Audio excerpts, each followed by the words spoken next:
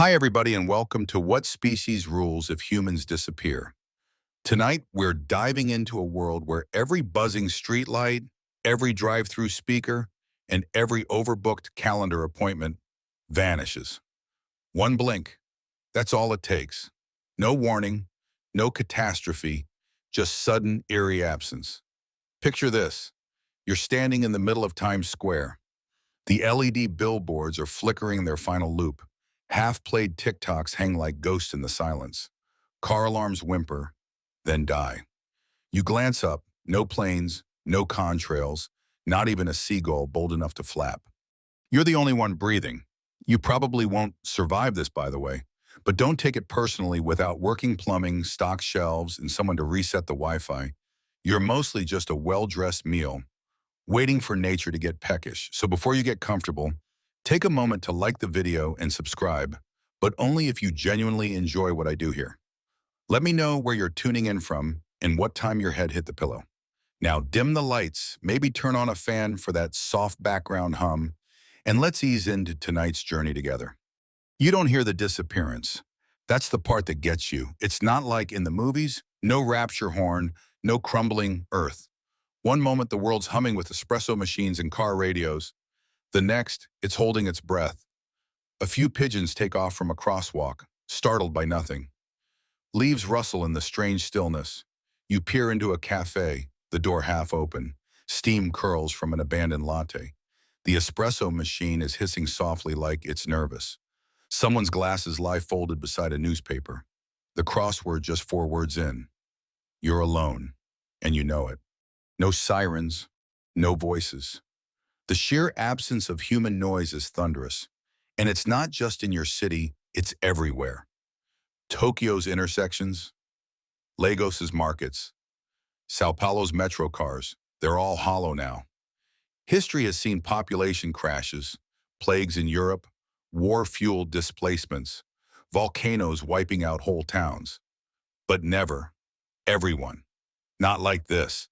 Historians still argue whether the Toba eruption 74,000 years ago brought humanity to the brink, but even then, we clawed back. This time, there's no clawing. Your sneakers crunch over broken glass outside a Best Buy.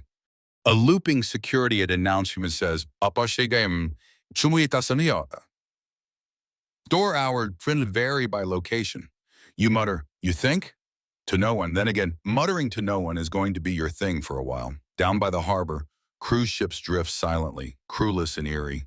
One has bumped against the dock at an angle like it's ashamed.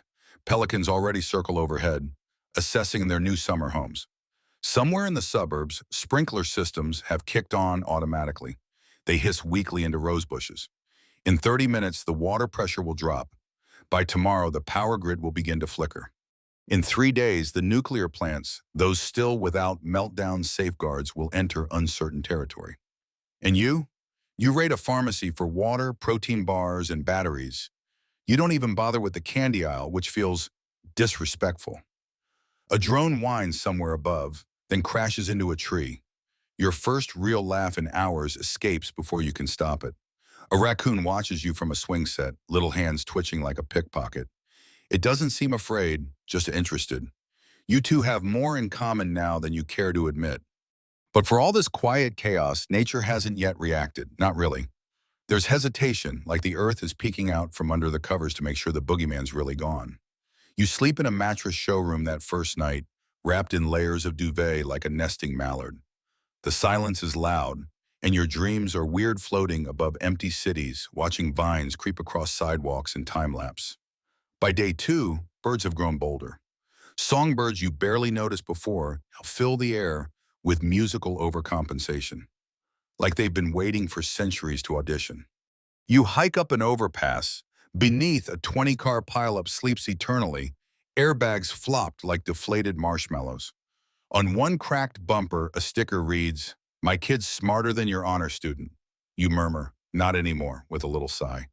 By day 3, your body feels itless from fear, more from the sudden drop in stimulation. No notifications, no emails, no background chatter, just the wind and the occasional squirrel throwing acorns like it's personal. But something else is kicking in too, an ancient part of your brain. The part that used to hear distant hoofbeats and not wait around to see if they were friendly. It's noticing the smells, the little movements, the way the crows are following you, just a bit more organized than usual. You climb to the top of an abandoned hotel. The pool is already green. You sit on a deck chair with your protein bar dinner and watch the horizon. In the distance, smoke curls lazily from a transformer fire. A cat crosses the roof behind you, meows like it owns the place, then leaves. You whisper, "Fair enough." The moon rises full and heavy, and for the first time in your life, you really see the stars. No light pollution, no jet trails, just the raw cosmos, watching curiously. A chill creeps in. You wrap yourself in a stolen throw blanket and try to sleep. In your dream, the world breathes deeply, shaking off skyscrapers like dandruff. You wake at dawn to the sound of hooves on asphalt. Not horses, deer, a whole family standing in a Wendy's parking lot, blinking slowly at the soda machine. One licks the glass. You stay still. They wander off eventually.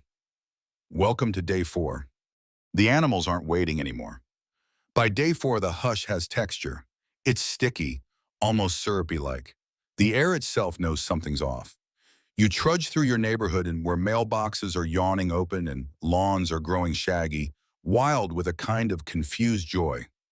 A UPS truck idles in the middle of the road, headlights dim but still trying. Inside, the packages sit like sealed secrets. You don't bother opening them. There's a weird reverence now, like you're walking through the remains of a civilization and should probably leave the Amazon Prime boxes alone. The first week after humanity disappears is not an explosion. It's a quiet slide. Cities don't fall all at once. They exhale, a delicate unraveling. The pets notice first. Inside thousands of houses, dogs wait at doors, tails thudding with decreasing hope. Some scratch, some howl. Cats, being cats, take about 6 hours to shift into, well, this is my house now mode. In high-rises, aquariums bubble on borrowed time, and parrots shout the same names over and over. Come here, Dylan. Dylan. Dylan. They won't get an answer. Electricity, that fragile thread holding modern life together, begins to stutter. In New York, subways stall mid-tunnel. In Tokyo, smart toilets quietly shut their lids for the last time. Most power grids have automated systems to keep things going for a few days, maybe a couple weeks if you're lucky. But without human oversight, something always gives. Transformers fry, wires sag, and then there's silence. That's when nature truly starts to lean in. Not leap, not yet, but lean. A raccoon party unfolds in a Wendy's dumpster, and for once, nobody's chasing them off. Urban foxes pad through grocery stores like awkward shoppers. The very first bear in decades strolls into a school playground in Oregon, sniffs a swing, and flops down for a nap.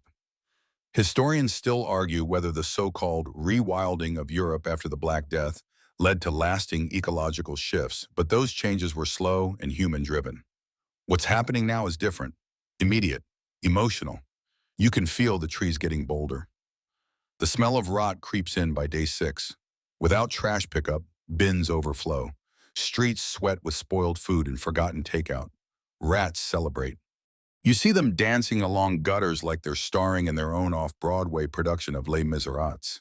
But it's not just filth, there's beauty too. Vines you didn't know existed start prying through sidewalks. Kudzu coils around stop signs. Wildflowers spring from rooftop gardens and traffic medians, claiming territory like slow floral armies. Dandelions are especially smug about it. Somewhere in Italy, a tourist gondola has become a new nesting ground for ducks. In New Delhi, cows meander through traffic-free boulevards like puzzled philosophers.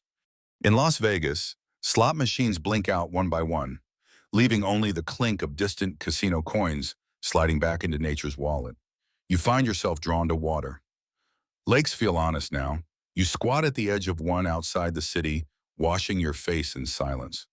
A squirrel watches you and blinks slowly. You blink back. You're not sure if it's a greeting or a warning. On day 7, the weather shifts. The kind of humid storm system that would normally trigger panic buying of bottled water and toilet paper now just rolls through, unchallenged. You take cover in a boutique hotel lobby. light a half-used candle, and sip bottled green tea like royalty. Rain drums the roof like fingers tapping a farewell. Outside, saplings already pierce the pavement. You imagine how far they'll grow if no one comes back. 2 stories? 3? A forest in the middle of a parking lot? You leave the hotel in the early dawn. The streets are steaming slightly, that fresh post-storm smell thick in the air, ozone, wet concrete, and, weirdly, popcorn. You never find the source. In the distance, a single echoing howl, not a dog. You freeze mid-step. Then another howl answers. The wolves are coming back. They never left, really, but now they're testing boundaries, padding closer, finding the suburbs a lot less scary without porch lights and gunshots. You hole up in a library overnight. It feels safe concrete walls, good sight lines, and enough YA novels to last until the sun explodes. You light another candle. Moths bump against the glass, like they're trying to read too. You fall asleep with a book on your chest, something about post-apocalyptic teenagers. The irony is not lost on you. That night, in a dream, you're standing in a mall where the mannequins have all gathered in a circle, holding hands. They're whispering something you can't hear. You wake up sweating. By the end of the first week, you've started to accept a new rule. The world doesn't need humans to keep spinning. It just needs space and silence. And now it has both. The funny part is some systems keep pretending we're still around. Airport trams move in eerie loops. Bank clocks flash 12 and quack like confused toddlers. A voice at a subway station whispers, "Please stand clear of the closing doors." The doors, of course, never close. You walk past a Target. The sliding doors twitch, then stutter open. Motion sensor fooled by a particularly determined crow. Speaking of which crows, you're starting to notice more of them. They gather in threes, then tens, watching, chatting. They've claimed a Walgreens perched like tiny executives. One of them drops a battery on your head. You look up, it stares down. You nod. Fair play. By day 8, you're sure of it. This isn't just rewilding, it's something else. A slow, elegant reshuffling. A countdown you can't hear. The world is tilting not toward chaos, or towards something a little wiser, and maybe just a little weirder. You wake up on day 9 to the sound of rustling leaves and something crunching softly across a pile of brochures near the library door. You freeze, not from fear at least, not exactly, but from that new instinct you've been nurturing. The one that says, don't move unless you want to be moved on. You peek from behind a cracked shelf. It's a deer, again. But this time, not tentative. It's browsing casually through the fiction section, hooves clacking softly on tile. It sniffs a paperback copy of Eat, Pray, Love, and decides not to judge. You stay still, breathing slowly, and marvel at how quickly prey animals have taken over your world. That's the thing in nature's been waiting. Not just watching from the edges, but actually waiting. The line between wild and urban wasn't ever as thick as you thought. There were deer in the woods behind your old office park, coyotes behind the high school stadium, hawks perched just above your favorite coffee shop. Now they've stepped across that imaginary line, quietly, politely even. And the plants, oh, the plants are partying. Day 10, you pass what used to be a strip mall. The parking lot is full of dandelions now. There are white puffballs trembling in the breeze like 1,000 unspoken wishes. Vines creep up and over ATMs. Sunflowers have begun colonizing a fast food drive-thru, peeking inquisitively through the pickup window. In Chernobyl, the forest returned fast once people left, but that was one city. Now it's the globe. Suburbia becomes savanna. Playgrounds become groves. Grass shoves up through every crack like it has a point to prove. Nature's not just reclaiming, it's redecorating. You detour through what used to be a golf course. The fairways are shaggy, with rabbits darting through the tall grass like tiny renegades. A flock of turkeys struts down the 9th hole like they've booked it for a conference. You nod respectfully and step aside. Historians still argue whether ancient cities like Angkor collapsed more from ecological stress or political rot. But one thing's clear. When humans retreat, the earth doesn't mourn. It stretches. Inside a vacant shopping mall, ivy is already strangling the escalators. The central fountain has become a mosquito nursery.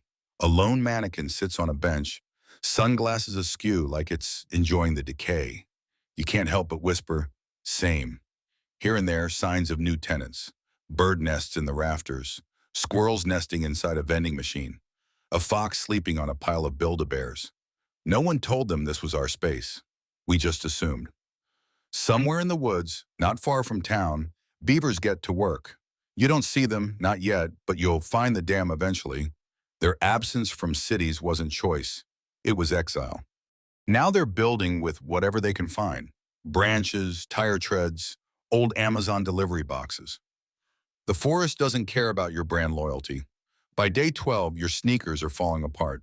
You find hiking boots in a sporting goods store, lace them up, and feel a surprising flicker of confidence. Boots equals control. Boots equals survival. You wear them out of the store like a kid on Christmas. Outside, the crows are still watching. You decide to explore the edge of the city. What used to be suburbs is already transforming. Lawns blend into meadow. The symmetry is dissolving. Nature doesn't do grid layouts. It flows, twists, moves in rhythm with wind and water. You step through what used to be someone's backyard. A plastic flamingo stares up from a patch of daisies. A swing creaks in the breeze, still loyal to gravity. On the porch, a cat lounges like a retired aristocrat. It sees you and blinks exactly once. You interpret it as approval. At night, you hear frogs, lots of frogs. You forgot how loud they could be. Somewhere nearby, an owl hoots, then another answers. The forests are loud again, in a way that makes your skin tingle, not fear, more like awe. This is their world now. You're just a tourist. The air smells sharper, cleaner, less synthetic. You realize you haven't smelled plastic in days, and it's weirdly comforting. And then you notice the insects. They're not everywhere yet, but they're definitely more confident. Flies zip across abandoned streets like drunk teens on scooters. Beetles crawl across gas station counters. You find a line of ants marching through a department store, navigating by memory, or maybe retail trauma. One night you camp on a rooftop, high above the trees, and listen to the creak and groan of a world shifting in its sleep. Somewhere below, a raccoon tips over a trash bin with the confidence of a lifelong anarchist. You eat a can of soup with a spoon you found in a baby store. You talk to it like it's a dinner guest. Not because you're losing it yet, but because voices are rare now, and you want to hear one, even if it's your own. As the wind picks up, you wrap yourself tighter in a thermal blanket, and you feel it. The world no longer belongs to you. Not fully, not anymore. The plants grow whether you're watching or not. The deer wander further into the city every night. The sidewalks crack open like old scabs, and green spills through. You dream of vines growing across satellites, of squirrels nesting in parliament buildings, of flowers blooming inside cathedrals, and you realize something strange. It doesn't feel wrong. It feels inevitable. By day 13, you begin to sense that the animals aren't just returning, they're coordinating. Not in any conspiratorial Planet of the Apes way. There are no bear committees or pigeon councils, though you did see a group of raccoons lining up outside a vending machine, which is suspicious, but more like a gentle order emerging from the wild noise. A new rhythm you weren't invited to but can't help syncing with. You wake up in what used to be a bus terminal. The morning sun filters through cracked skylights, catching the soft flutters of moths and dust. Outside, the pigeons are performing their usual ground waddle cha-cha, but something's different. They're bolder, sharper, like they know exactly where they belong now. And somewhere above them, on a traffic light that hasn't glowed in days, a hawk watches. Not like a casual glance, no. That bird is clocking every movement. Predators are stepping forward. You trek east today, you pass an old zoo. Ironically, the gates are wide open, rusted slightly askew, but the place is eerily quiet. Some of the more docile of animals, goats, deer, a very haughty peacock, have already wandered out into the city like fuzzy escapees from a children's book. Others didn't make it. That part you don't dwell on. But the wolves did. Not from the zoo. They're wild. From the forests, the mountains, the deep shadows of maps you never had to learn. And they're not just prowling anymore, they're scouting. You glimpse them near the edge of an abandoned amusement park, ears high, eyes glowing faintly. One of them stares straight at you, not with hunger, with recognition, like you're part of the exhibit now. Historians still argue whether ancient Rome fell because of internal decay or the relentless pressure of outside tribes. But if you ask the wolves, they'd probably say, why not both? You duck into a grocery store for shelter and supplies. The automatic doors don't open. You slide them manually, the resistance oddly satisfying. Inside, it's like Pompeii, everything left mid-motion. Carts half filled, a juice sample tray still offering sticky cups of forgotten flavor. You pocket some granola bars and dried fruit, but you notice something strange. A shelf of pet food is empty. Completely. Not rated picked clean, no toppled cans, no open bags, just gone. You blink, then glance outside. 3 foxes sit on the curb, watching you. Coincidence? Maybe, but the one on the left tilts its head, and you feel a flicker of doubt. That night, you sleep in a former preschool, curled up beneath a pile of naptime mats. There are stars on the ceiling, glow-in-the-dark ones, and for a moment, it feels absurdly cozy.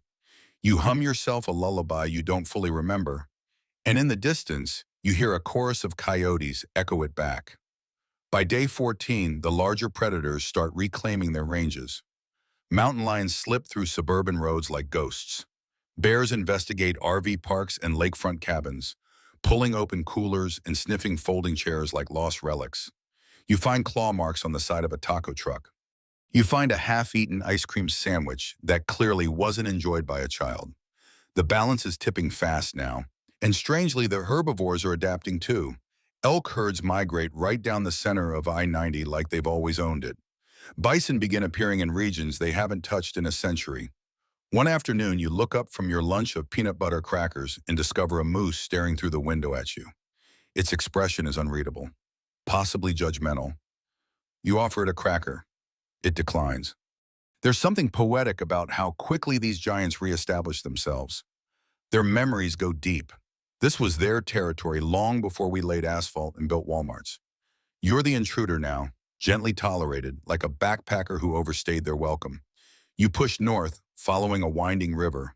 Beavers have dammed up an entire neighborhood, turning a cul-de-sac into a marshy haven. Ducks quack as they paddle past basketball hoops. A single turtle suns itself on the hood of a Prius. Your phone, long dead, still rides in your pocket.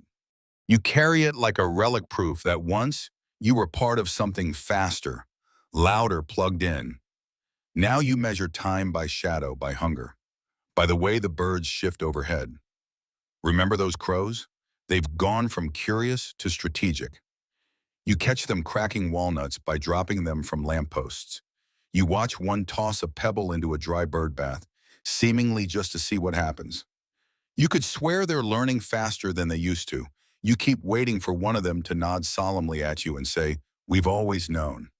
You're not afraid, not exactly, but you've stopped assuming safety. You choose shelter more carefully now. You listen longer before moving. The wild isn't attacking, it's not hostile, it just has a different logic. One you're slowly learning to respect. You think of the stories humans told themselves, apex predators, top of the food chain, rulers of the earth. And you realize now, we were more like temporary landlords. The lease has expired. Still, there's a comfort in the rhythm of survival. Your footsteps feel purposeful. Your eyes scan without panic. You're not just surviving the world's reshuffling, you're bearing witness. You bed down in an abandoned chapel that night, the stained glass casting fractured moonlight across your face. Outside, owls hoot their secrets to one another, and something with large paws rustles near the altar. You stay very still. Whatever it is doesn't come in. It knows this space is claimed. You drift off wondering, is this what the animals always saw in us?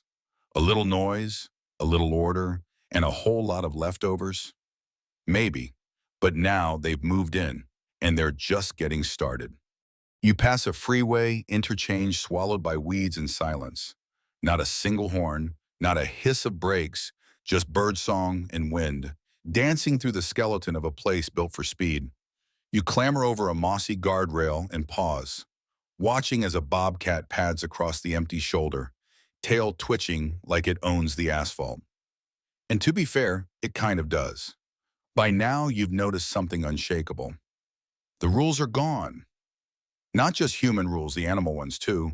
The food chains are stretching, the boundaries are warping, and in the absence of top-down pressure, the creatures that were once overlooked, mocked, even are thriving in strange, almost audacious ways.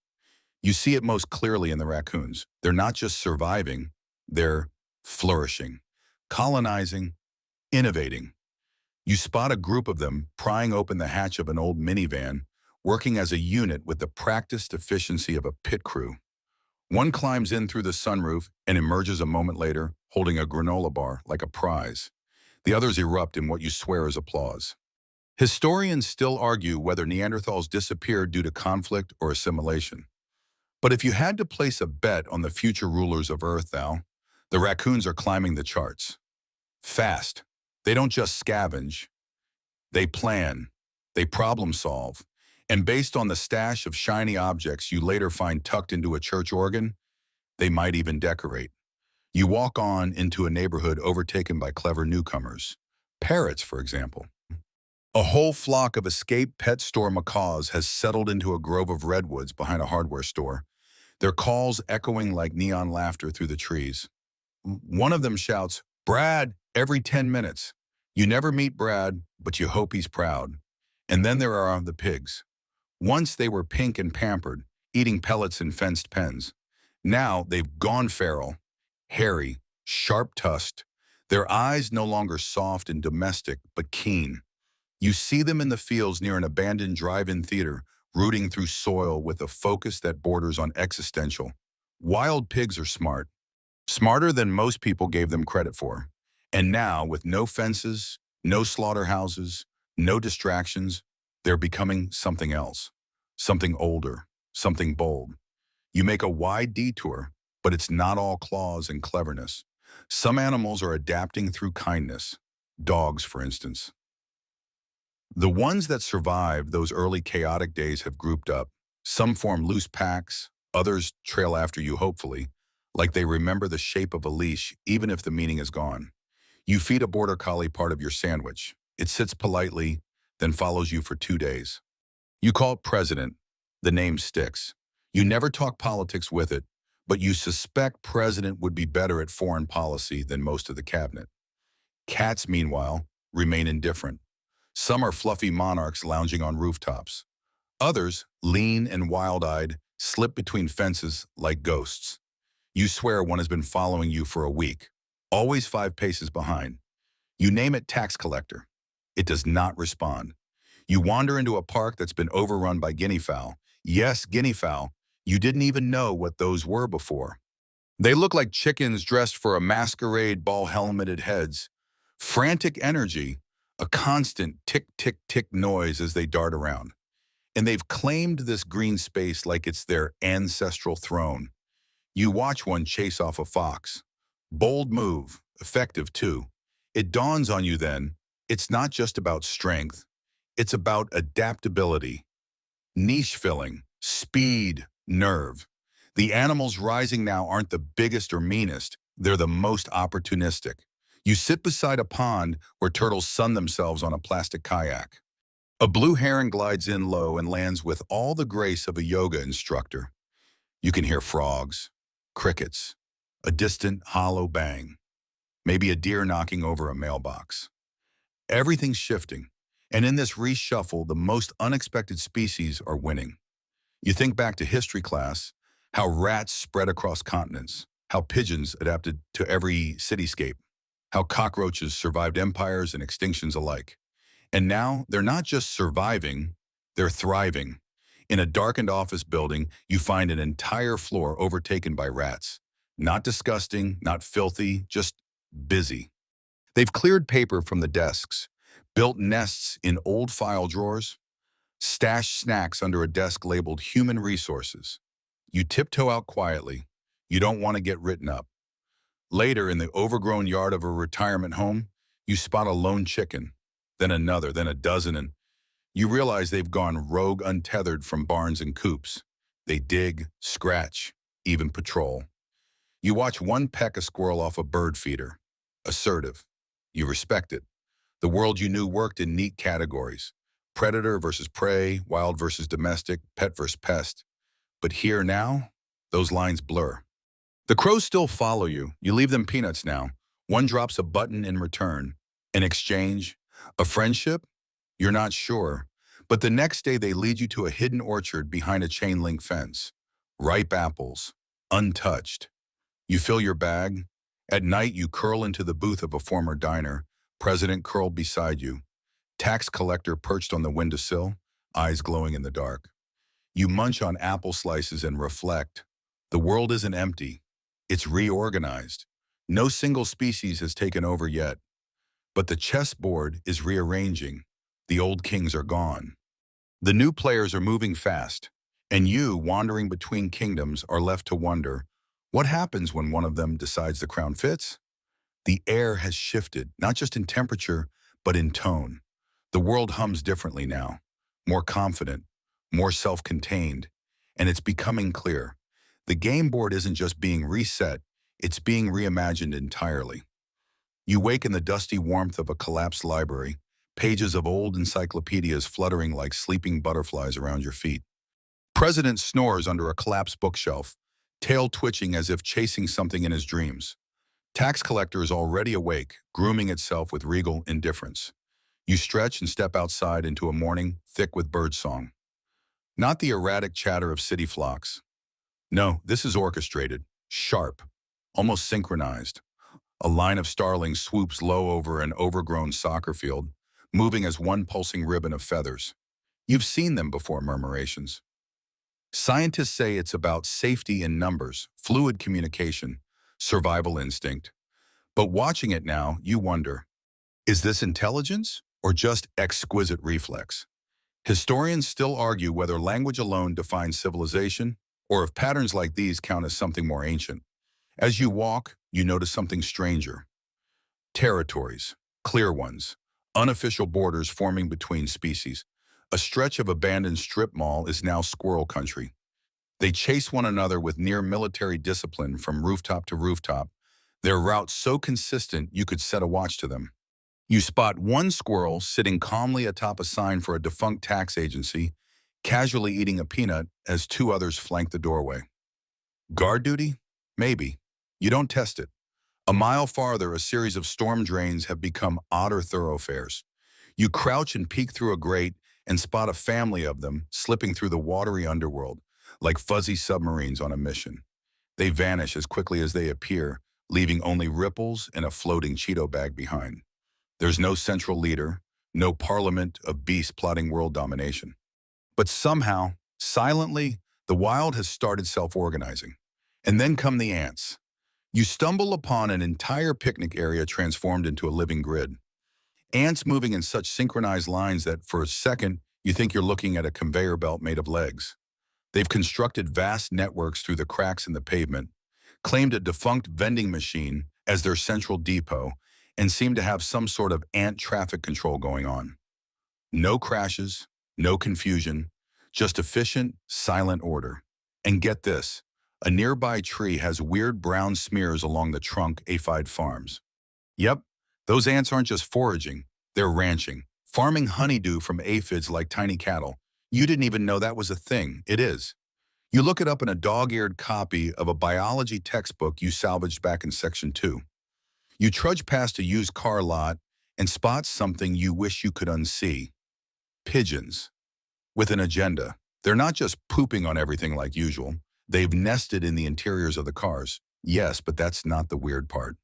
The weird part is how they've systematically stripped rubber lining from windows and stacked it into a massive, tire-shaped nest high on the roof.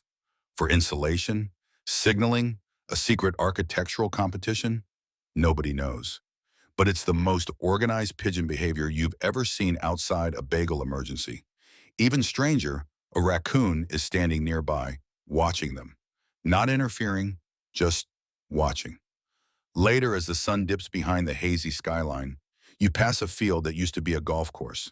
Now it's packed with deer, dozens of them. Quiet, antlered silhouettes against the fading light. They graze without fear, occasionally raising their heads in unison to listen. You pause. They pause. A soft click of recognition passes between you.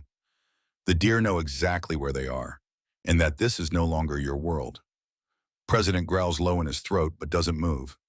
Tax collector stares at the largest buck like it's an overdue invoice. You all keep walking. And then comes the moment you realize just how deeply things have shifted. You're at the edge of what used to be a small regional airport. Cracked runways, windsocks stiff with grime.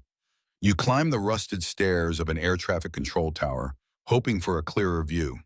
From the tippy top you see it, a sprawling patchwork of reclaimed land, roads overtaken by wildflowers, gas stations turned into communal nesting zones, a bridge now wrapped in ivy where monkeys escaped from who knows where swing lazily in the fading sun. And threading through it all, structure. Not imposed by humans, not artificial, but emergent, like the natural world, freed from interruption, has remembered how to breathe in sequence. How to shape its own version of order. Historians still argue whether early cities formed from agriculture or the need for defense. But what you're seeing here, it didn't come from planting seeds or building walls. It came from absence, from the soft, slow recalibration of instincts. You climb down slowly, your mind buzzing. At the base of the tower, you're met by a chorus of frogs, literal, not metaphorical, a full amphitheater of croaking voices tucked into the airport drainage ditches.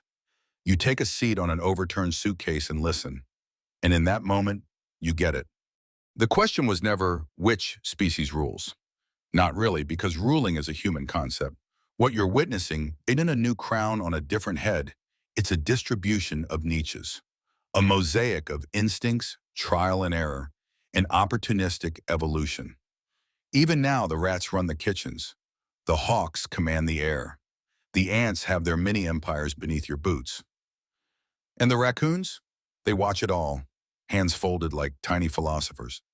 You fall asleep beneath the control tower, the stars burning clear above, the earth shifting quietly beneath you, and the first fireflies blinking in the dark like soft applause for the world's unscripted encore. You wake to dew on your eyelashes and the weight of president curled against your leg. Tax collector is gone, probably off auditing a possum or something. You stretch, blink at the pale orange-eye light, and realize something else.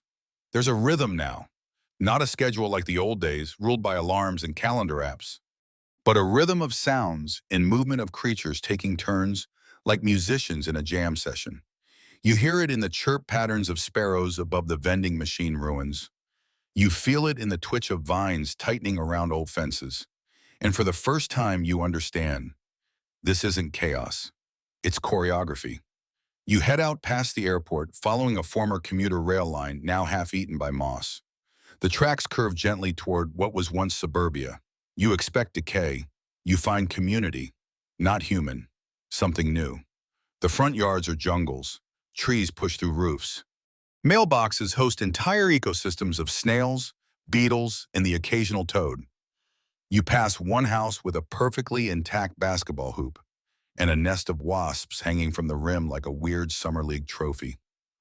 No judgment. They're court now. But the main attraction? The bees. You find them in what used to be a hobbyist's apiary rows of wooden hives behind a now roofless greenhouse.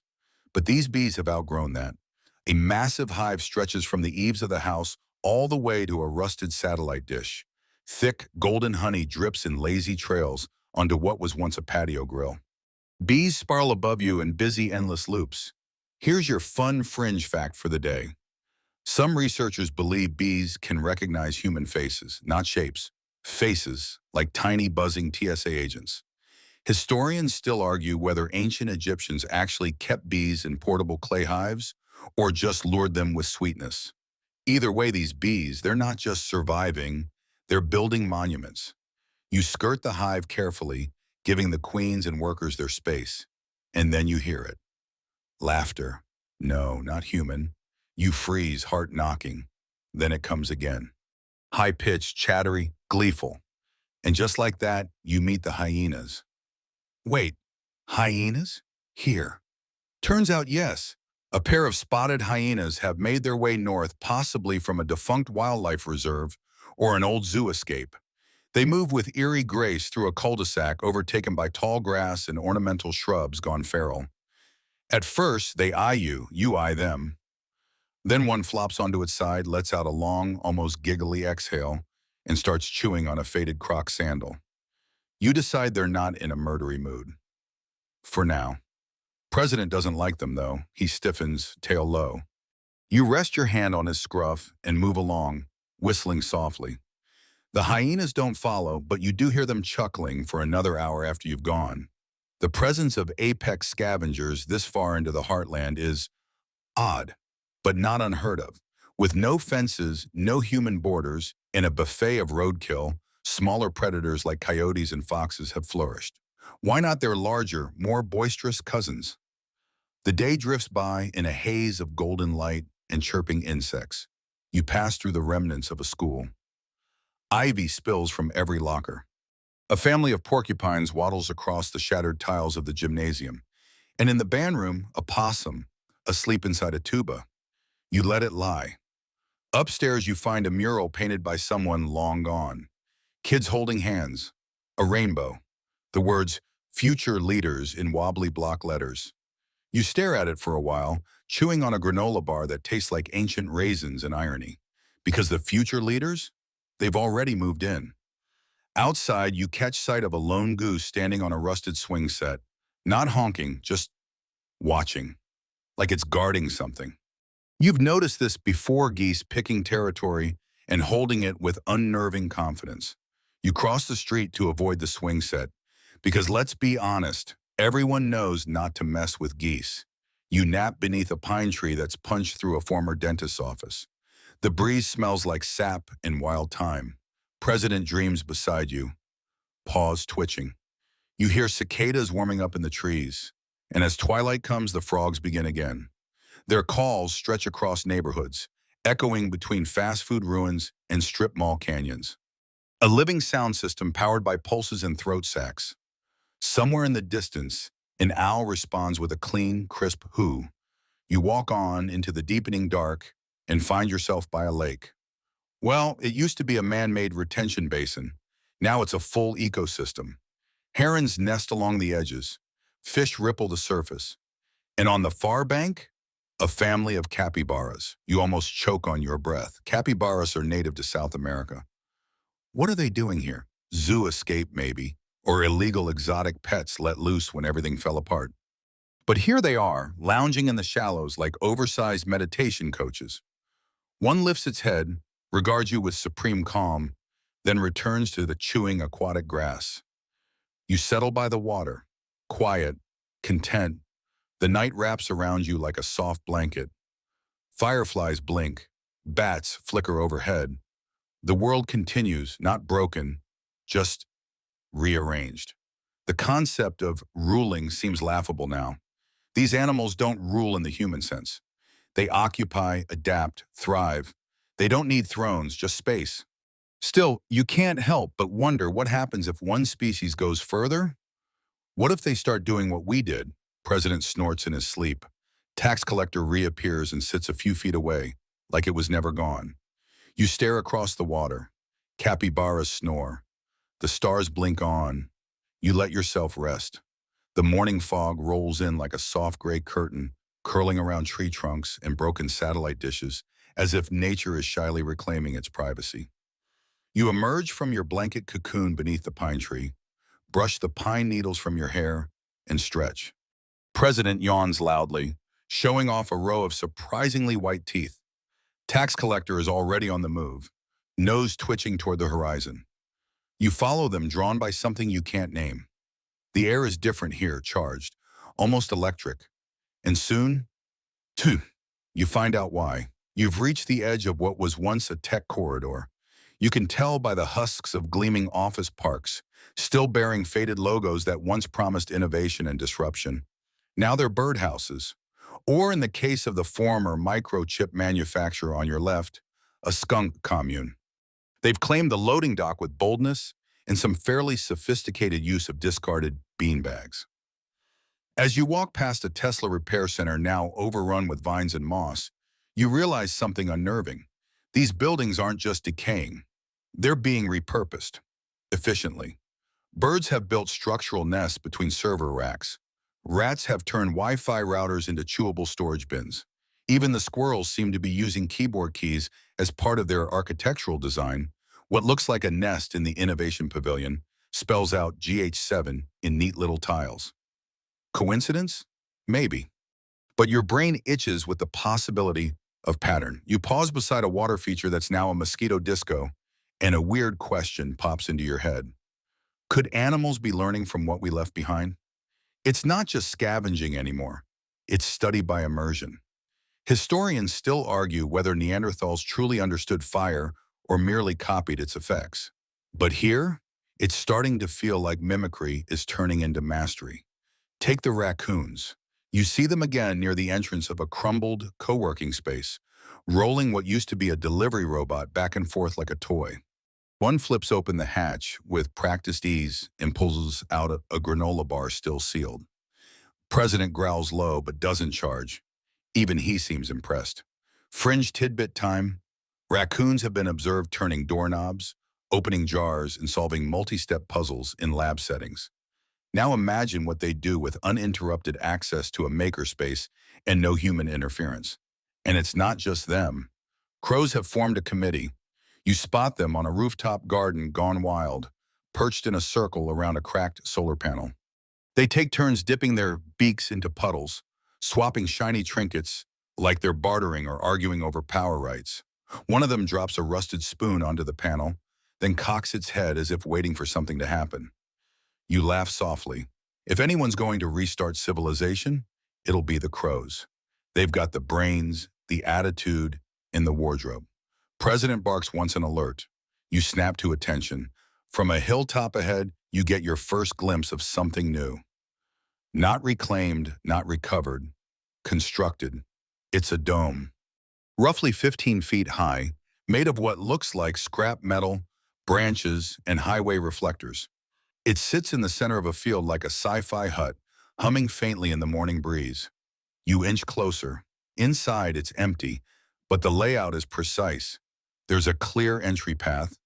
Bits of food remain sorted into piles, and on one side, an entire stack of flattened soda cans arranged in a spiral pattern. You can't tell which species did this. Too big for squirrels, too sophisticated for raccoons. And birds couldn't have dragged those heavy materials without help. You leave the dome with your heart racing. This isn't instinct, it's intention. By mid-afternoon, you're moving through an overpass tunnel now home to a weird alliance of animals.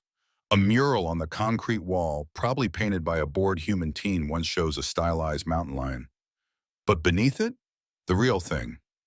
It sits on a concrete ledge above a circle of wild dogs. Coyotes, you think? Maybe even some feral domestic breeds.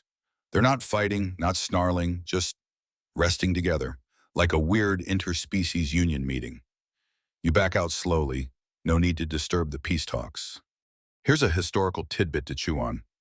Some scholars believe the first dogs weren't domesticated so much as self-domesticated wolves who chose proximity to humans for leftover food and warmth. Maybe now the cycle's in reverse. Wild regroups with wild. The alliances aren't based on control, but survival. Later, you pass a solar farm mostly overrun with weeds and birds. A group of storks has taken over the central command shed, using the solar arrays as launch pads. One particularly fat one glares at you, like it's dared you to criticize its energy policy. As you munch on your last decent snack bar, peanut butter cherry, it tastes like foot, but you're grateful. You start to realize something sobering. These creatures aren't just replacing humans. They're bypassing us entirely. They're not interested in rebuilding our world. They're making their own. You spend the evening camped beneath an old billboard. It used to say something about cloud storage. Now it's covered in vines and hosts 3 owl families. They keep watch all night, their round eyes blinking like ancient sentinels. You lie down, eyes on the stars barely visible through the overgrowth. President curls up beside you. Tax collector stands a few feet away, silhouetted by moonlight like a tiny, grumpy god of the underbrush. And you wonder, What if this is intelligence? Not the kind that wires cities or writes sonnets, but one that listens, adapts, blends instinct with memory. One that doesn't crave glory or conquest, but continuity, quiet authority. The dome. The dome is still in your mind. You don't know who built it, but someone or something wanted shelter, structure, symbol. It might not be long before tools evolve into rituals, signs into language, nest into nation. As you drift off, the question that gnaws at you isn't what rules now, but what dreams are forming out there in the dark while no one's watching. You knew the surface was changing, becoming a patchwork dance floor for raccoons, crows, and capybaras, but you hadn't yet peered beneath its skin. That changes tonight when curiosity and the promise of rain nudges you toward a subway entrance draped in kudzu. The escalator is lock solid with rust, forcing you to shuffle down step after step, flashlight trembling in your hand and president's claws clicking nervously beside you. Tax collector follows at a regal distance, clearly convinced the underworld is already on its tax delinquent list. Halfway down, the air thickens with a damp, peppery scent you can't place, like wet newspaper mixed with burnt popcorn. Then the noises start, scratching, skittering, tiny claws drumming hollow pipes in an arrhythmic jazz solo. You keep going, partly because you're brave, mostly because it's too late to turn around without looking silly in front of your own dog. At platform level, your light catches movement, a ripple across the tiles, as if the floor itself exhaled. Thousands of eyes wink back like scattered embers. Rats. An ocean of them. They part just enough to form a narrow corridor, guiding you the way ushers might show VIP seating at a questionable concert. You glance at President. He does not wag, mainstream fact to calm your nerves. Norway rats Ratus norvegicus stormed European ships in the 16th century, conquering ports as efficiently as any colonial empire. Knowing that doesn't help much when one the size of a loaf of sourdough trots past carrying a plastic chess piece in its mouth like a trophy. You walk the corridor, senses buzzing. The rats aren't chaotic, they're choreographed. Lines of them ferry bottle caps, foil gum wrappers, bits of wire. One particularly plump fellow drags a faded Scrabble tile, the letter K, clearly high-value merchandise. They deposit their finds at neat heaps arrayed between broken benches, like department store displays for those with refined rodent taste. Down the tunnel, golden light flickers. You follow and discover a chamber where an old vending machine has been gutted, its plexiglass front removed entirely. Inside sits a mound of shiny objects stacked in an almost pyramidal gradient coins near the base, aluminum in the middle, iridescent CDs crowning the top. It looks suspiciously like art. A squeak behind you almost sounds like museum audio explaining the piece. You resist the urge to applaud. Historians still argue whether medieval cathedrals were built more for worship or civic bragging rights. Staring at this rat ziggurat, you lean toward the bragging option. They keep guiding you. Deeper still. At a maintenance alcove, you see a circle of smaller rats surrounding an open laptop battery dead, screen dark. One stands on the keyboard, tapping keys in a steady rhythm, as though hoping the ritual might resurrect the glowing rectangle of food ordering glory. You chuckle, whispering, "Buddy, I press those keys and nothing happens topside either." He doesn't appreciate the joke, but tax collector purrs in catty sympathy. Farther on, the floor drops to gravel. Here the rats have tunneled upward into service ducts, turning them into multi-story condos. One tunnel mouth is ringed with shards of blue glass that sparkle like holiday lights. Another is barricaded by tangled zip ties twisted into a rudimentary portcullis. It dawns on you that while you were marveling at raccoon heists and crow councils, the rats were drafting blueprints. Quirky tidbit time. In 1578, monks in Germany documented a rat king, a knot of live rats bound by their intertwined tails, a phenomenon half zoological oddity, half medieval nightmare fuel. You spot something similar: three juveniles whose tails are tangled with green ribbon. Except they aren't panicking. They waddle in sync, like a tiny synchronized swimming team, minus the pool and sequins. Maybe rat kings are evolving from tragic accidents to deliberate team-building exercises. Corporate retreats, rodent edition. You pause under a leaking pipe. President sniffs the mossy trickle, then growls softly low, uncertain. Ahead, the tunnel widens into what was once a maintenance depot. Your flashlight reveals the centerpiece, a half-collapsed vending truck, sides peeled open.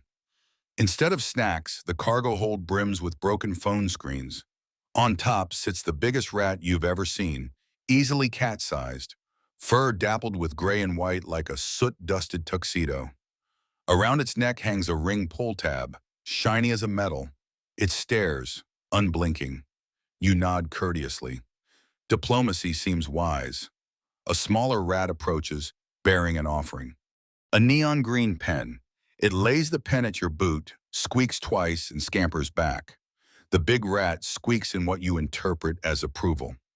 You've just participated in interspecies gift exchange. Take that, language barriers. You sit on an overturned toolbox, letting the scene absorb you. The rats operate in platoons, some tunneling, others sorting, a few grooming sentries perched atop conduit pipes. It's industry without oversight, capitalism without board meetings, and it works disturbingly well. You can't help flashing back to the Black Death, days fleas on rats triggering pandemics that rewrote European demography. Different strain, different century, same resilient rodent. Our vanished species built antibiotic labs and sanitation systems partly in response. Now the labs are dark, and the sanitation trucks are garden sheds for opossums. Full circle? You hope not. A rustle behind you. Tax collector drops a tiny circuit board at your feet, eyes glinting. Gift accepted. Hits always need to one-up rodents. You rise, bow slightly to the king rat, because why not? Then retreat. The corridor of eyes opens again to let you pass. On the way out, you notice a spray-painted arrow on a side wall. Not rat work, clearly human, pointing to an emergency exit. Over it, fresh scratches trace a crude copy of the arrow, this time pointing toward the tunnels. Rat graffiti or signage for newcomers? Either way, you hurry up the stairs, heart hammering. Back on the surface, the rain has stopped. President shakes off droplets. Tax collector sachets ahead like a damp diva. You glance at the pen the rats gave you, click it once. Empty ink, but the gesture matters. Somewhere below, hundreds of tiny feet resume their clicking, carving a rodent metropolis from forgotten concrete. You can't shake the thought, if evolution loves a quick study, rats are valedictorians. Give them a century, maybe less, and subway tunnels could rival our old downtowns.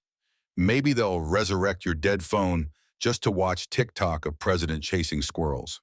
As you walk, you hear thunder in the distance, a storm front, or perhaps the collective heartbeat of a concrete kingdom waking underfoot. Either way, you quicken your pace. Above ground, raccoons refine their robot skills, crows host rooftop symposiums, and somewhere an inexplicable dome hums quietly. The world isn't waiting for a new monarch. It's birthing whole parliaments, each colony writing its own constitution out of twigs, trash, and bold instinct. You grip the pen, your diplomatic passport to the underworld, and whisper to the dog, "Guess we just met the subway senators." President snorts, tax collector flicks an ear. Onward you go, into the night alive with rustling futures. You wake before sunrise, curled in the crook of a tree with president on one side and tax collector on the other. The air is hushed, heavy with dew, and everything smells faintly of moss, wet metal, and old campfire smoke. As the first streaks of dawn touch the sky, something nudges your awareness and itch in the back of your brain, like a memory trying to sneak out of hiding. The dome, the rats, the glow from underground. There's a pattern forming, and you're no longer just a lone survivor poking through humanity's leftovers. You're a wandering diplomat, visiting a patchwork of rising micro-civilizations, some furred, some feathered, some with suspiciously organized tool sheds. And now it's time to visit the reptiles. Yes, them. Cold-blooded, patient, underrated. You head south where the air thickens with humidity and the flora gets more prehistoric. Spanish moss dangles from branches like sleepy ghosts, and the buzzing of cicadas is so loud it makes your bones hum. Somewhere nearby, a bullfrog croaks like a dying saxophone. This area used to be a zoo. You recognize the crumbled signage, sun-bleached arrows pointing toward long, empty exhibits. Reptile House, Aviary, Cafe Lizard. You side-eye that last one, hopefully not prophetic. But what's left of the zoo isn't abandoned. Not really. It's been reclaimed and not by humans. The reptile house, ironically, seems the most structurally sound. Its walls are cracked but still upright, and something, has arranged a perimeter of sun-bleached turtle shells and shattered terrariums around it. As you step inside, you're hit by a wall of heat. Somehow the skylights are still funneling sun into the main atrium, warming the tile floor and moss-covered rocks below. That's where you see them. Alligators. At least four are sprawled across the floor like sunbathers in a post-apocalyptic resort, thick jaws resting on cracked marble. One lifts its eyelids just enough to register your presence and promptly decides you're not worth moving for. Which is fair. Here's a mainstream historical fact to chew on while your pulse slows. Alligators have been around for over 37 million years. They've outlived ice ages, mass extinctions, and disco. If humans disappear, gators won't just survive, they'll thrive. Still, you can't shake the sense that something here is more organized than it should be. Case in point, at the far end of the atrium, a crocodile sleeker, darker, more regal than the gators, sits beneath a glass canopy on what used to be a water feature. Someone has stacked stones around it, forming a low throne-like platform.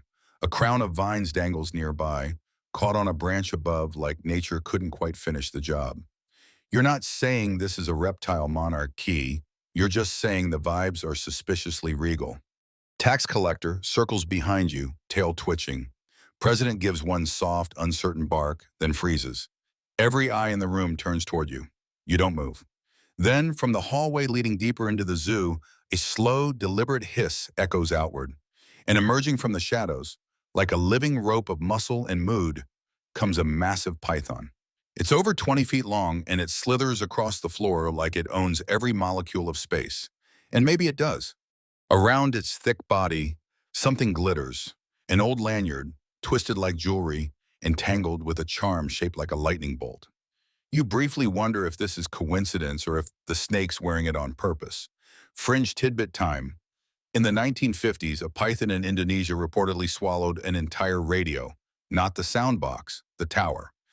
People dismissed it as myth, but the bones found nearby were compelling. In other words, pythons are not above a little accessorizing or ambition. The snake doesn't attack. It merely coils near the crocodile and settles in like a royal advisor waiting for court to begin. And here's where things get weird. You notice patterns on the ground-burnt patches of old mulch, arranged in spirals. Not fire damage, but something intentional. Maybe messages, maybe rituals. Reptiles aren't known for tool use, but they've got memory and habits and ancient instincts. If those instincts find structure, territory, repetition, rhythm, who's to say they won't become something more? Historians still argue whether ancient serpent symbols in Mesoamerican ruins represented gods, astronomical events, or the cyclical nature of life. You stare at the python's glimmering lanyard and realize, maybe it was all of the above. A rustle behind you breaks the spell.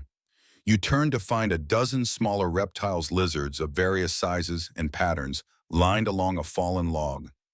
One has a bottle cap clamped in its jaws. Another balances a beetle shell on its snout. You realize with a ripple of disbelief that they're mimicking you, your upright stance, your forward gaze, your presence. This isn't a kingdom of predators. It's an observatory. They're watching, studying, remembering. They may not rebuild skyscrapers or compose symphonies, but they don't need to. They're playing a slower game. The long wait, they've got time and thermoregulation on their side.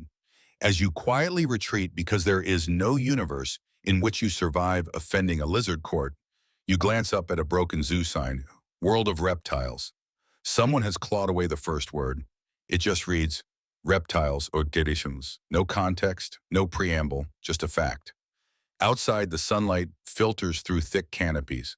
Cicadas keep their relentless buzz going, like background music for a movie you didn't realize you were starring in. President sniffs the air. Tax collector stares behind you as if half expecting the python to follow. You take one last look at the dome of glass, now doubling as a greenhouse for ancient muscle and instinct, and you realize reptiles don't need tech. They are tech. Evolutionary machines honed by millions of years to be perfectly indifferent to anything that isn't necessary. And when it's just them left, the world won't restart. It'll resume, one slow blink at a time. There's something about the swamps that makes your knees feel older than they are. Maybe it's the way the ground squelches under every step, or the fact that mosquitoes now fly in organized squadrons. You've left the reptile kingdom behind, respectfully, diplomatically, and with both eyebrows still intact, and now you wade toward the next rising force, the insects. Not the polite kind either. Not bees with their sweet hexagonal bureaucracy, or butterflies flitting about like living emojis. No, this is termite and ant country. The hive minds, the builders. The ones who don't just survive, they restructure. It starts with a tower. At first, you think it's a collapsed utility pole half draped in vines. Then you realize it's made of dirt, clay, spit, a living skyscraper, humming faintly in the early morning heat. Termites. You walk a wide circle around it, and that's when you notice something eerie.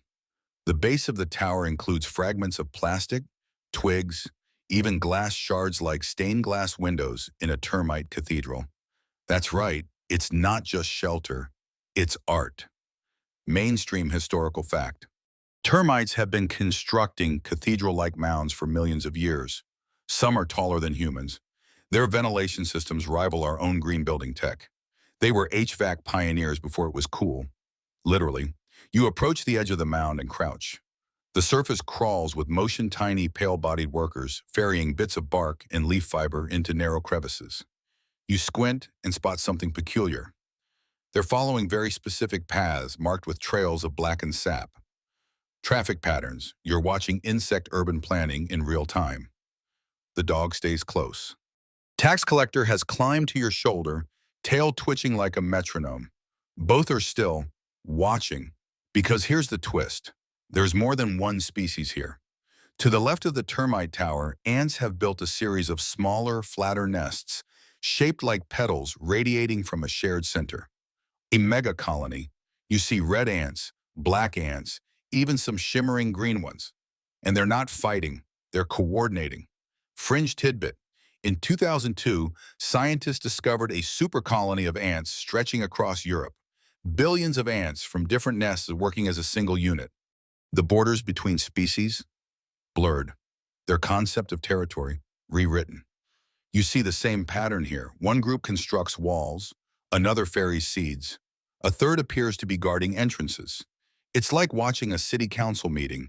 If the city council were genetically diverse and operating on pheromonal Wi-Fi. As you keep moving, the terrain shifts. Tall grass gives way to a clearing littered with what looks like abandoned children's toys. But they're not abandoned. Not really. A plastic dump truck has been hollowed out and filled with pebbles. A broken dollhouse has been reinforced with pine needles and chewed wood, repurposed into an ant apartment complex. A chessboard half buried now serves as a foundation, the black squares covered in larval chambers. Historians still argue whether Neolithic humans first developed architecture from natural caves or from mimicking animal shelters. Either way, the ants are skipping the cave stage entirely. They're gentrifying the toy aisle. A sudden vibration under your feet makes you pause. Not an earthquake, a procession. You look down and realize you're standing at the edge of a trail 6 ants wide, stretching into the distance like a living highway, and marching along it, an army. Ants carrying beetle shells like shields, others wielding thorns. One ant, unmistakably marked with a white powdery fungus on its back, walks at the front like a battle standard. You back away, slowly, respectfully, because clearly you've wandered into a strategy game being played in real life. You retreat to a log at the edge of the field. From here you can see it all, termite towers rising like brutalist skyscrapers, ant colonies forming interconnected districts, and somewhere beyond, faint plumes of smoke, maybe from beetle-engineered fire pits, or a lightning strike. Either way, the insects are not just reacting to a humanless world. They're scaling it. You think of something from high school science class, how ants can lift 50 times their own weight. Multiply that by a billion, add a few decades of unchecked evolution, and what do you get? Possibly the next empire. No need for throne rooms, just pheromone trails and efficiency. President whines. Tax collector flicks an ear. You notice a single ant crawling along your boot. You gently flick it off and it simply climbs back on. Persistent. Curious. Maybe it's scouting. Maybe you're being studied. Not by a queen, but by the network itself. There's no one ruler here, no celebrity ant. Just purpose. Quirky fact, some ant species farm aphids for sugar, herding them like cattle and protecting them from predators. They don't just gather food, they manage economies. And here, that economy seems to be evolving fast. You spy a line of ants carrying dandelion seeds and bits of shiny foil decorative. Functional, hard to say. But it's deliberate. Everything in this tiny metropolis pulses with logic. Suddenly you remember that dome back in the forest, the one the crows guarded. It had a metallic scent, faintly sweet. Now you realize it might not have been their doing. What if the crows just found it? What if it was built underground? By insects? You shiver though it's not cold. The realization prickles along your spine. This isn't just a civilization.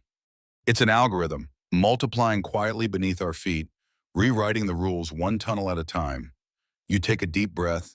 The sun is climbing. The insects don't stop. They never stop. As you prepare to move on, you press your palm to the ground. It vibrates, not with footsteps, with progress. You don't so much leave the insect domain as you do get politely routed. The ants form a wall, not aggressive, not angry, just insistent. You take the hint. President snorts, sneezes, and backpedals. Tax collector leaps off your shoulder and disappears into the underbrush for a bit, only to return with something deeply upsetting, a single perfectly polished beetle wing. You choose not to ask. The forest thins, the sky opens up, and now the land rolls wee and golden, swaying with tall grass and spotted with stone. You're stepping into the realm of the mammals now. Not your cousins, those are long gone, remember, but the runners, the grazers, the big-eyed twitchers, the herbivores. But don't be fooled. This isn't some sleepy savanna vibe with soft cello music. This is power through population, defense in numbers, and increasingly, strategy. You walk a ridge and spot them below. Deer, elk, boar, and wild horses. Hundreds scattered across the plain like chess pieces mid-game. They're not wandering, they're positioned. You see clusters arranged in concentric arcs, young in the center, scouts along the outer edge. You're watching a formation, a behavior humans never quite documented before because, well, we were too busy hunting them. Mainstream historical fact. During World War I, entire battlefields were abandoned to wild boar and deer after the humans fled. The animals adapted shockingly fast, boars rooting through abandoned trenches, deer bedding down in craters. When humans left, the herbivores didn't just survive, they moved in. And now they've moved on. Down in the valley, a stag with antlers like a twisted chandelier stands perfectly still, overseeing the field. He doesn't snort, doesn't twitch, just watches. You try not to meet his eyes directly. Something about them suggests leadership or prophecy. And there, moving between clusters, are birds, not crows this time, but oxpeckers, starlings, even a few magpies. They aren't feeding, they're communicating, flying between herds, hopping across backs, chirping in short bursts. You remember that ants use beetles as farm animals. Are these mammals now employing birds as scouts? Quirky fact time. In parts of Africa, honey guides lead humans to hidden beehives in exchange for scraps of wax. Mutualism. Translation, tiny diplomats. Now imagine that same behavior between species, but without us. You creep closer. No sudden movements. From a low ridge, you can see a shallow waterhole ringed by hoofprints. A dozen animals stand sentinel while others drink. And not just one species at a time. You see a wild pig next to a deer, a badger napping beside a fox. No aggression, no squabbles, just quiet coordination. You ease into the shadows of a fallen log and listen. There's a rhythm here, a pulse. Grunts, snorts, hoots, and not random. They're spaced like syllables, patterned. Language, not exactly, but close. Historians still argue whether early human language evolved from mimicry of animal calls or abstract vocal invention. But what if we didn't invent communication so much as borrow it? Tax collector seems nervous. Her ears flick back and forth, tuned to signals you can't hear. President whines low in his throat, eyes darting not with fear, but recognition. He's watching the patterns, maybe understanding them. Something shifts on the far side of the plain, a ripple in the grass. You spot them wolves, but not in a traditional pack. They're spread wide, spaced apart, flanking, not hunting. Not yet. Instead, they approach the herbivores and stop at a respectful distance. One wolf sits, another lowers its head. Submission? Diplomacy? Then it clicks. This isn't a hunt. This is a meeting. The deer don't run. The pigs don't scatter. One horse even steps forward and stomps twice. And the wolves? They watch, then vanish into the grass. Not prey and predator. Partners. You watch long enough to convince yourself you're not dreaming. And when you move, it's slowly, reverently, like sneaking out of a theater before the last note fades. You cross the plain for hours, and everywhere you go, the same patterns repeat. Herds working together, territories divided not by violence, but by agreement. Signs scratched into bark, shaped with hooves in mud, nothing you can decode, but definitely meant. You pass a pile of bones, not human. You hope and find it's been carefully arranged. Not scattered by scavengers, but placed. Stacked. Possibly ceremonial. Or practical. Or both. Fringe science tidbit. Elephants have been observed returning to the bones of their dead, touching them with their trunks in patterns of repetition and rhythm. Mourning? Memory? Some call it ritual. Others say it's just sensory exploration. But here, it feels deeper. You find a hollow tree ringed with tufts of animal fur. Inside, old leaves and feathers woven into a kind of bedding. Shared, maybe. Maintained. As if wild things are rediscovering the value of shelter. Not nests, not dens. Houses. The sun starts to set. The sky burns peach and lavender. You crest another hill and see it. A ring of standing stones. Not huge like Stonehenge, but deliberate. Balanced. Placed. Around it, deer bed down. In the center, a young boar curls into a depression in the dirt. It feels ancient, holy, or maybe just safe. President yawns. Tax collector circles 3 times and perches on your backpack, and you realize something that sits heavy and humbling in your gut. The mammals didn't wait for us to die off. They were always watching. And with us around, they're not just rewilding the land. They're remodeling it in partnerships, with patience, and possibly, just possibly, with purpose.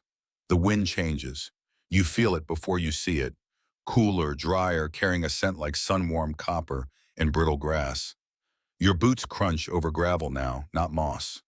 Trees thin until they vanish entirely, and suddenly you're walking across a cracked plateau speckled with ancient boulders and bleached bones. The sun here doesn't comfort. It interrogates.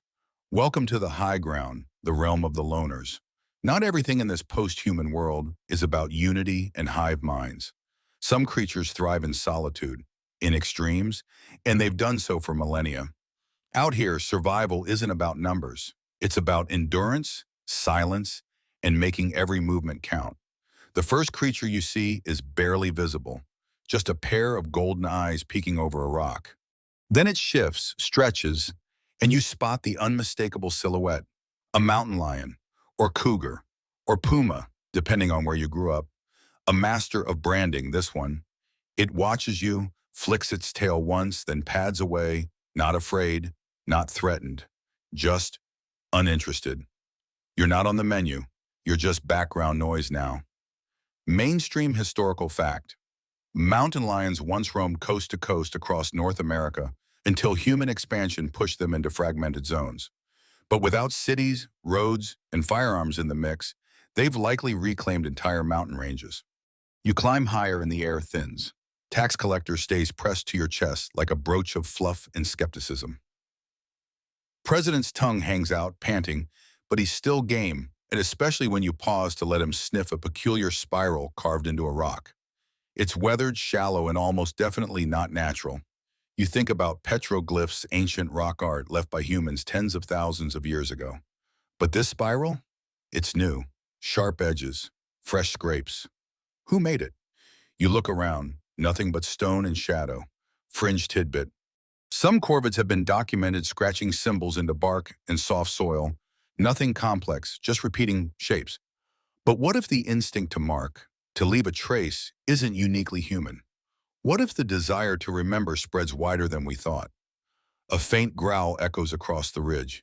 You freeze. It's not the cougar. It's deeper, more guttural. A large shadow moves between the boulders. Then another. Bears, but not charging. Not even approaching. They're foraging, pacing along ledges, tearing up old logs. And here's the strange part. They're doing it in a line. A loose, shuffling procession of shaggy forms moving in single file along a stone path. It feels religious. One bear stops at a pool of standing water. It dips a paw, stirs it, then lumbers on. Behind it, a second bear does the same. You can't help but laugh softly. A bear ritual? Are you witnessing ursine baptism? Probably not. But also, maybe? Historians still argue whether early hominins learned repetitive behaviors from watching animals or vice versa. The line between instinct and intention is razor thin and possibly irrelevant now. You descend into a narrow canyon, the rocks etched with claw marks. Not violent, just territorial, or maybe decorative. You run your hand along one of the grooves. It's deep, deliberate, parallel. 5 lines, repeating, not language, but definitely a pattern. Above you, a figure perches on an outcropping. Not a mountain lion this time, but a lynx. Its tufted ears flick toward you, and its body seems made of wind and tension.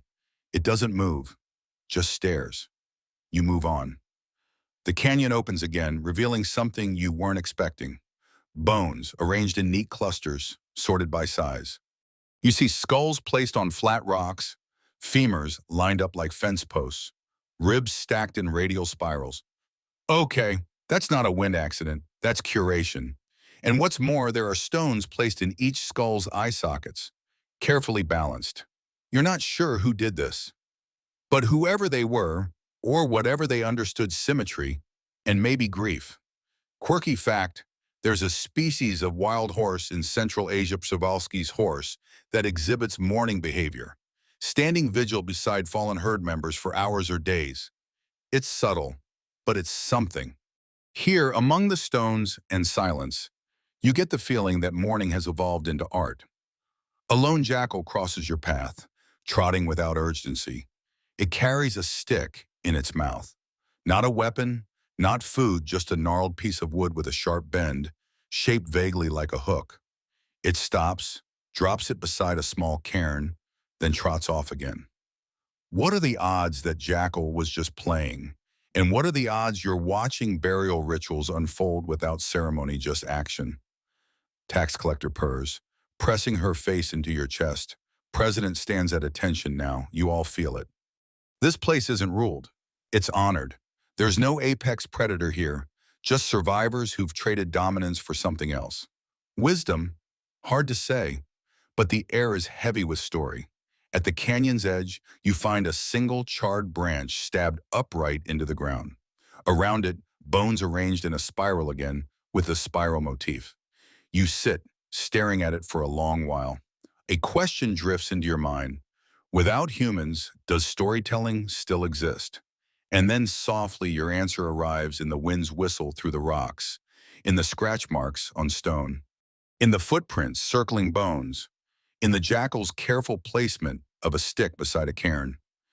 Yes, the world still tells stories, just not in words. You wake to the sound of breathing, not your own, not president snoring, not even tax collectors' tiny purse snores, but a deeper, more ancient exhale. The kind that seems to rise from the soil itself. You're nestled beneath a wind-smoothed overhang on the canyon's rim. A few stones have been arranged around you during the night. You didn't do it. And now you move, down from the highlands and into something stranger, wetlands. But not the kind humans remember. Not tame swamps with boardwalks and interpretive signs. This is a drowned world, an archipelago of marsh islands. Ghost trees rising from black water, and mists that shift like they're breathing. You move slowly, feet squishing into peat, air heavy with frog song and buzzing wings. The wetlands are where the lines between species blur. Amphibians, reptiles, birds, mammals all converge here.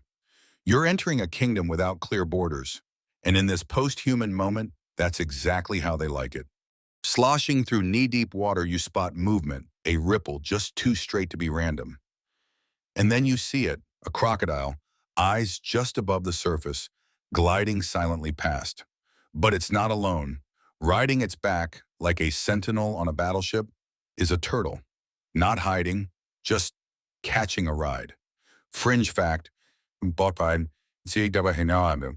crocodiles have been observed passively transporting turtles and frogs on their backs in the wild. No one's entirely sure why. Accidental, mutualistic, just cold-blooded Uber. You step onto a hummock of firmer ground and realize it's not earth beneath you. It's shell. Dozens of turtle shells, partially buried in moss and reeds, forming a soft, warm platform. Living ones too, they don't flinch at your presence, just blink slowly. You're in a slow zone now, and here everything is shared. Mainstream historical fact. The Okefenokee Swamp once covered 700 square miles and supported over 600 species of plants and animals. Even when humans managed it, most life inside continued its timeless rhythms. Now, without fire breaks or drainage canals, places like it have reclaimed entire counties. A heron stalks past. A frog launches itself from a leaf and lands midair into the open mouth of a snake who didn't even flinch. Natural, casual horror show. But no violence for sport, just energy exchange. Precise, essential. You push through cattails taller than you and find a dry knoll. It's ringed with nests, not hidden ones, but openly displayed. Each is different, some woven with reeds, others shaped from mud, one even adorned with fish scales and snail shells. Art? Maybe. Or maybe just instinct dressed in creativity's coat. Historians still argue whether ancient humans decorated their tools for beauty or symbolic meaning. But can you separate the two? If a bird chooses blue string for its nest over brown, does that mean it understands color, preference, style? You crouch to examine one such nest. A glossy feather has been threaded through its rim like a crown. And inside, 3 perfect stones, each a different color. They are not eggs, not food, just chosen. Something behind you snorts. You turn slowly. A capybara. No, not a capybara, dozens, maybe 100, moving through the marsh like a fuzzy tide. They aren't afraid of you. They aren't afraid of anything. Capybaras are famously chill, and here, without dogs or humans or fences, they've become the reigning vibe. You sit down as the herd flows around you. One stops, sniffs, then gently leans its bulk against your leg. President huffs indignantly. Tax collector somehow is already sitting on its back like a queen. You're officially irrelevant, and it's glorious. Among the capybaras, other animals move in harmony, ibises poking through the mud, snakes sliding through reeds, frogs clinging to backs like passengers. Nothing is territorial, nothing's afraid. This is no one's kingdom, because everyone here shares it. You pass a fallen tree now taken over by moss and mushrooms. At its base, a ring of fish bones and broken snail shells. You see scratch marks in the bark again, more spirals, some wave-shaped, one that looks eerily like an eye. Are we back to those messages again? Further on, you find a raised mound shaped like a ziggurat, flat-topped, terraced, with multiple entry points. It's made from sticks, mud, and carefully placed stones. Otters dart in and out of it like engineers on break. You laugh, a quiet wheeze. It's an otter condo, and honestly, it's better designed than your old apartment. Quirky detail. Beavers in Canada once dammed a creek so efficiently, It created a 70,000-acre wetland visible from space. The structure is still growing. No permits, no project manager, just pure, glorious instinct. Now imagine what generations of uninterrupted beaver architecture could produce. The mists begin to rise again, curling through branches, swallowing the capybaras and the nests in the weirdly elegant swamp ziggurat. You push on, feet squelching, air thick. And in the center of a clearing, you find it. A monolith. Okay, not like a Stanley Kubrick obelisk. It's a tree, or what's left of one. Split, blackened, ancient. Around its base, offerings, feathers, berries, a jawbone, a skull balanced carefully upside down. You don't know who left them. You don't know when, but you know this is a place of importance. President stops, tilts his head, and lets out a single mournful howl. It echoes through the fog. Tax collector hums in her chest. And you sit. You're starting to understand that there is no single ruler in this world. No dominant species, no throne, just different rhythms, different rules, all layered together like mist and moss. The world has become a democracy of life, and the wetlands are its parliament. The world opens one last time. You've crossed mountains, deserts, drowned forests. But now, at the end of your wandering, you emerge onto a plain so vast it seems to breathe beneath you. Grasslands stretch in all directions, an ocean of gold, swaying gently under the breath of wind and clouds. This is the quiet throne of balance, of grazers and stalkers, wings and dust. It looks empty at first, but you know better by now. You watch. A ripple forms in the grass, moving like a school of fish, and then you see them hoofed shadows surfacing. Antelope, deer, wild horses, and a few things your brain has no name for. They're smaller than they used to be, leaner, quicker. No fences here, no cars to flatten migration paths. Just movement. Mainstream historical fact. The American bison once numbered over 30 million, thundering across plains and herds that darkened the horizon. Humans pushed them to near extinction in just a few decades, but left alone, grasslands repair themselves. Grazers return, cycles reboot, and predators follow. President stiffens beside you, his hackles twitching. Tax collector climbs up your shoulder like a parrot made of lint. You peer through the tall grass. There, a blur of gray muscle, coiled, utterly focused. A pack of wolves. Not the lone alpha stories humans love so much, but something truer. A family, a team. The way wolves actually work. Cooperative hunting, pup sitting, shared meals, group howls that carry across entire valleys. They don't see you as prey, just odd terrain. You watch them flank a herd, not attacking immediately, just observing, studying, waiting, and then, with perfect coordination, they move. It's beautiful. But then something interrupts. A shape overhead, a bird massive, slow-winged, casting a shadow the size of a rowboat. A condor? Nope, bigger. Fringe fact, some scientists speculate that if large predators vanished, the Andean condor and its cousins could reclaim a role as apex scavengers across multiple continents. They live over 70 years and can spot a corpse from 10,000 feet. This one is watching the wolves, waiting to clean up. Or just curious, in a tree to your left, yes, there are a few sparse trees here. You see a crow. No, two, then six, then more. They gather like gossip, quiet now, but clearly involved. Watching the wolves, the herd, even you. You remember those spirals, those stone piles, the arranged bones. You remember the jackal's stick, the eye symbols, and you wonder, not for the first time, are crows behind it all? Historians still argue whether crows simply mimic or genuinely problem solve. But crows can pass tools between generations, recognize human faces, even hold grudges. In this world, with less noise and no competition for cleverness, who's to say they haven't become curators? Suddenly you notice something. The wolves are backing off. The herd is scattered. But the crows stay, and one by one they start to land. Not on trees, on stones. Stones arranged in a spiral. You didn't notice it before. The pattern is huge, only visible from above. A spiral of flat rocks pressed into the soil like a signature. This place right here is marked. You're in a story again. You sit cross-legged in the middle of the spiral, letting the grasses tickle your arms, the breeze tug at your hair. President curls beside you. Tax collector finally lies down, utterly still. There is no single species that rules now. Not anymore. Instead, you see circles.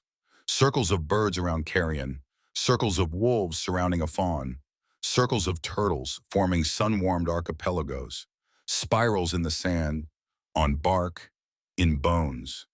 The world isn't ruled. It's woven.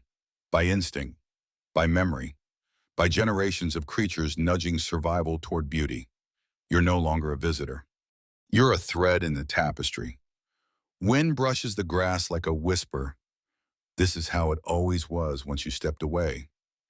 And slowly, gently, the earth exhales. You exhale with it. The sky melts into a blanket of lavender and soft silver. The plains dim as the sun folds itself beneath the earth, not with drama, but with that quiet, knowing kind of farewell, the kind that makes you feel small in the best possible way. You stretch out on the grass. It's warmer than you'd expect. Softer, too, like the world is cradling you back into itself. President rests his head on your knee. His breathing slows. Tax collector is a little ball of fluff by your neck, purring with such quiet confidence, it feels like a lullaby. In the distance, the last notes of a crow's call curl into the dusk. The wind moves slower now. The scent of flowers you didn't notice before, night bloomers, floats past. Sweet, cool, faintly mossy. Out here, there are no alarms, no traffic, no pinging phones or blinking lights, just heartbeats, footsteps in soil, feathers ruffling, tails swishing. The world didn't need a new ruler when humans left. It just needed room to remember how to sing in chorus. You let your eyes close, just for a moment. The earth is still turning, sure, but here, now everything finally feels like it's turning at the right speed. So breathe in, long, easy. Let your mind settle into the hush. You've walked through the wild without a guide and found not chaos but ceremony.